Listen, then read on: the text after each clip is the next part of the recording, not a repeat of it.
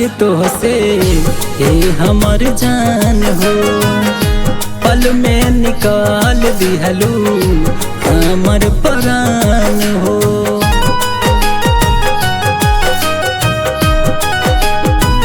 कैले रही प्यार तोहसे ए हमर जान हो, पल में निकाल दिहलू हमर प्राण हो।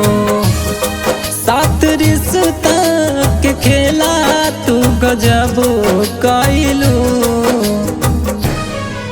ई बदलल दुनिया में जान तू बदल गइलू, ई बदलल दुनिया में जान तू बदल गइलू।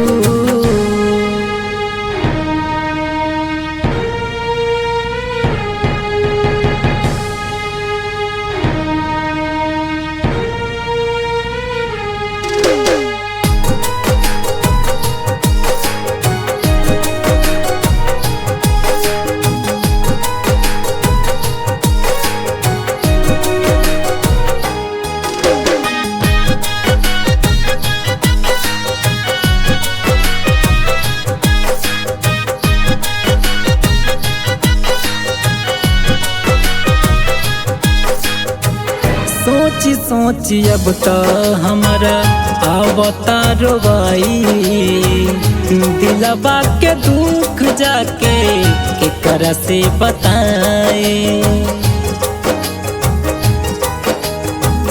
सोची सोची अब तो हमारा आवता रोवाई, दिलवा के दुख जाके केकरा से बताए। हमारा खुशी के घर में तू जखाम भाईलू,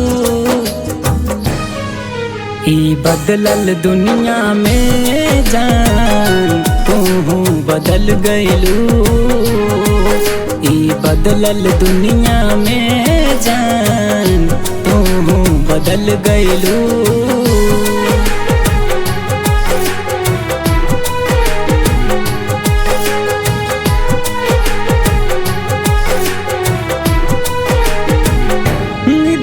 नया रे हमरा दिन हो रात में, पहले तो खुशी मिलत रहे तोहरा बात में। निदियो नया रे हमरा दिन हो रात में, पहले तो खुशी मिलत रहे तोहरा बात में। तोहरा खातिर जमाना में बदनाम भाईनी,